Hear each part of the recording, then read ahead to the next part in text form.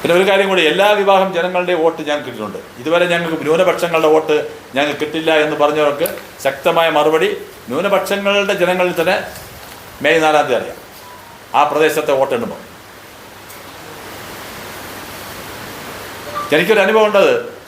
തെരഞ്ഞെടുപ്പിന് തലേ ദിവസം പ്രതീക്ഷ പ്രത്യാശ എന്ന് പറയുന്ന വലിയതുറയിലെ ഫ്ലാറ്റിൽ, മത്സ്യത്തൊഴിലാളികളുടെ ഫ്ലാറ്റിൽ ഞാൻ വോട്ടർമാരെ കാണാൻ പോയപ്പോൾ അവിടെ ഇതുപോലൊരു ആരോപണം കൊണ്ടുവന്നു. ഇവിടെ പോലീസിനെ വിളിച്ചു വരുത്തി. അവിടെ സ്ഥാനാർത്ഥി സാരി കൊണ്ട് വീട്ടിൽ കൊടുക്കുന്നു. പക്ഷെ അവിടെ പോലീസ് വന്നപ്പോഴും അവിടുത്തെ കൗൺസിലർ, കോൺഗ്രസിൻ്റെ കൗൺസിലർ വന്ന് ഇത് ആരോപണം പറഞ്ഞപ്പോഴും എതിർത്തത് അവിടുത്തെ മത്സ്യത്തൊഴിലാളികളായ സഹോദരിമാരാണ്. BJP-ക്കാർ വന്നിട്ട് നിങ്ങൾക്ക് എന്താ പ്രശ്നം എന്നാണ് ചോദിച്ചത്.